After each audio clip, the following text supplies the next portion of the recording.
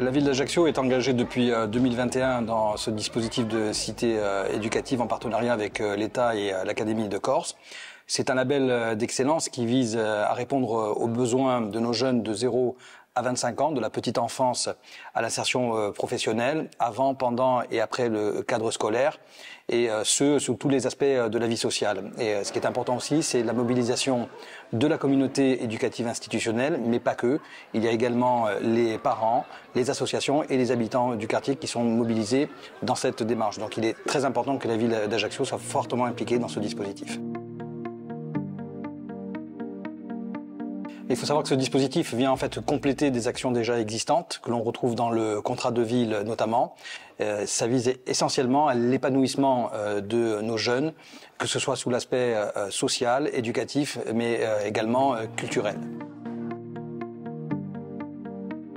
Il est important de relever aujourd'hui la forte mobilisation de l'ensemble des acteurs de la communauté éducative. C'est le gage de la réussite de cette démarche. Et je veux dire aux familles notre totale implication pour répondre au mieux à leurs besoins. La cité éducative, c'est l'union de tous les partenaires au service de la réussite et de l'épanouissement de notre jeunesse. L'éducation nationale remplit donc un rôle important puisque dans la cité éducative d'Ajaccio, ce sont 3 collèges et 16 écoles, 4300 élèves qui sont concernés. La réussite et l'épanouissement des élèves se construisent d'abord dans le temps scolaire, avec les cours et l'ensemble des pratiques qui les accompagnent. Mais cette réussite et cet épanouissement doivent se poursuivre dans le temps extrascolaire et c'est tout l'intérêt d'une cité éducative que d'assurer cette continuité entre le temps à l'école et le temps hors de l'école. Avec ce dispositif, c'est un accompagnement individualisé qui est permis. Continuité des pratiques artistiques, culturelles, sportives, découverte aussi par les élèves en lien avec leur famille des outils mis à disposition par la ville, je pense notamment aux médiathèques, accompagnement d'un certain nombre d'activités comme la lecture. Au final, un parcours individualisé au plus proche des besoins et du développement des enfants.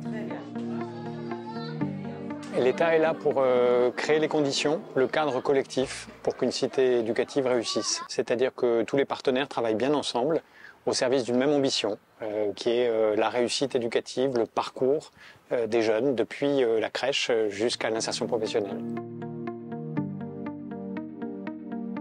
C'est une priorité parce que c'est la lutte contre les inégalités de destin, contre l'inégalité des chances.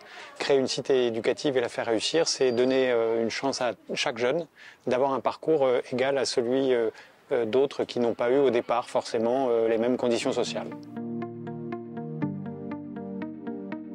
Il me semble que la cité éducative d'Ajaccio porte déjà ses fruits. D'abord parce que les jeunes semblent élargir leur horizon, découvrir des hypothèses qu'ils n'avaient pas auparavant.